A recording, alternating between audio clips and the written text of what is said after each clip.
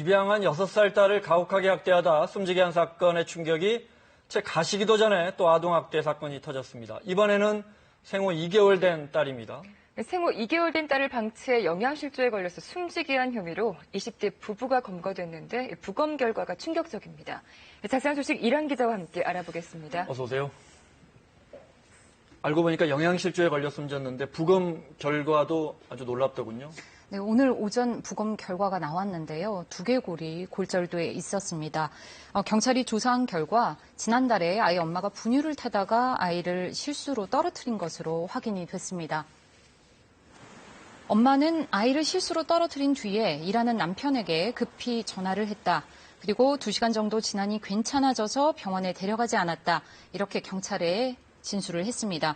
그런데 알고 보니 두개골에 금이 갔었고요. 두피 출혈도 생긴 겁니다. 상식적으로 부모라면 곧바로 병원에 데려갔을 텐데 20대 이 부부는 돈이 없다는 이유로 생후 2개월 된 딸을 그대로 방치했습니다. 숨진 A양은 3kg 정도의 정상 체중으로 태어났는데 엄마의 실수로 바닥에 떨어진 뒤부터 실제 분유를 잘 먹지 못해서 심각한 영양실조에 걸린 것으로 경찰은 추정하고 있습니다. 실제 사망 당시 A양의 몸무게가 1.98kg에 불과해서 뼈만 앙상한 모습이었는데요. 생후 2개월 된 아이의 평균 몸무게가 한 5, 6kg 정도 됩니다. 어느 정도로 야위었는지 상상이 되시죠? 생후 2개월 된 딸을 방치해 숨지게 한 혐의로 25살 아버지는 구속영장이 신청이 됐고요. 내일 오후 구속 전 피의자 신문이 열릴 예정입니다. 같은 혐의를 받고 있는 엄마는 2살짜리 첫째 아들의 양육을 고려해서 불구속 입건된 상태입니다. 네. 부모가 너무 무지하지 않았나 탓하고 싶기도 하지만 한편으로는 그 궁핍함이 너무 심해서 방치를 한 거 아닌가 안타깝기도 합니다. 네, 이 20대 부부의 사정을 들여다보면 한편으로는 참 딱하기도 하고 또 답답하기도 한데요. 경찰이 조사한 바에 따르면 이들 부부는 최근 일정한 직업 없이 생활을 하고 있었습니다. 2천여만 원의 빚도 지고 있었고요. A양의 아빠가 지난달 말 오토바이 사고를 당한 뒤에 분식집 일을 그만두면서 사실상 생활비마저 거의 없었다고 합니다. 하지만 경찰은 부부가 사치스러운 생활을 한 건 아니지만 주로 외식을 하거나 배달 음식을 시켜 먹었다고 진술을 했다면서 진짜 생활고로 아픈 딸을 병원에 데려가지 않은 건지 추가로 조사하고 있다고 말했습니다. 한편 입양한 딸을 숨지게 하고 시신을 불태웠던 인면수심의 양아버지와 양어머니 기억하시죠? 다른 가정에 입양된 지 2년 만에 숨진 6살 여자아이. 알고 보니 입양된 지 2개월 정도 지난 뒤부터 고의적인 학대가 시작된 것으로 드러났습니다. 그러니까 4살부터 학대를 받았던 셈입니다. 특히 양부모들은 여자아이가 숨지기 2개월 전부터는 매일 밤 테이프로 손, 발과 어깨를 묶어놓고 잠을 재운 것으로 조사가 됐습니다.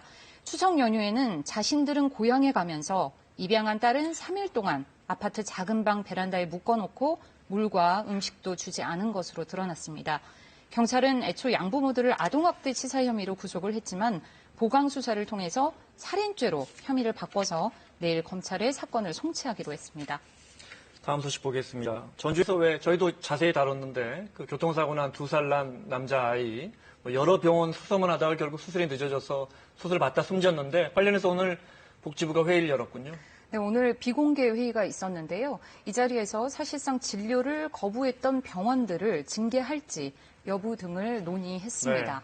하지만 이 병원들 어느 정도로 어떤 식으로 징계를 하겠다 구체적인 수위가 정해지진 않았습니다. 오늘 회의에서는 이런 일이 다시는 벌어지지 않도록 어떤 방안을 마련해야 할 것인지 등이 집중적으로 논의가 됐습니다.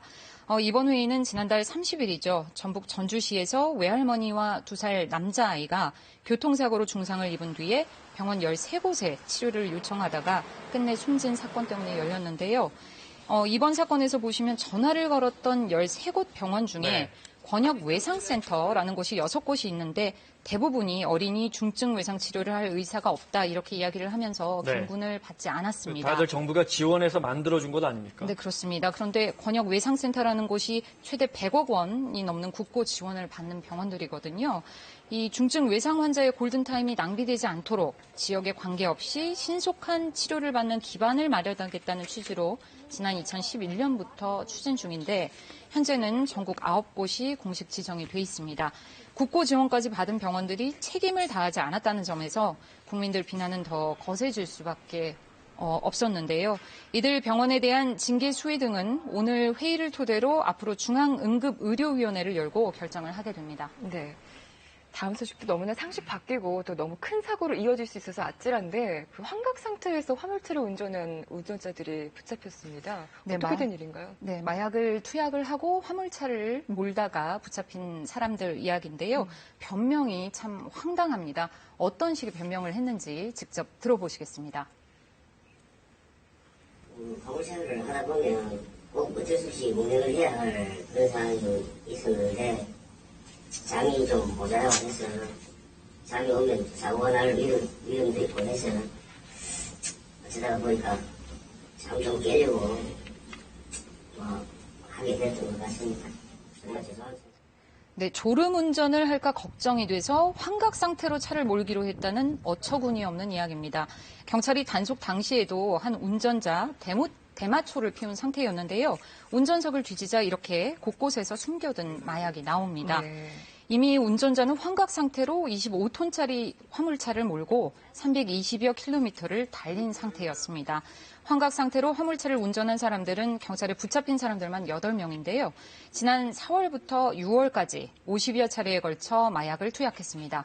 경찰 조사에서 이들은 하루 2~3차례씩 수도권과 지방을 오가면서 졸음운전을 하지 않기 위해서 마약을 투약했다 이렇게 진술한 것으로 전해졌습니다. 바꿔서 말하면 고속도로에 환각 상태의 운전자가 모는 화물차가 버젓이 달리고 있었던 셈입니다. 경찰은 마약을 투약한 채 운전을 하는 환각 화물차 운전자들이 더 있을 것으로 보고 도로교통공단 등과 함께 수사를 확대하기로 했습니다. 자, 이란 기자 수고했습니다.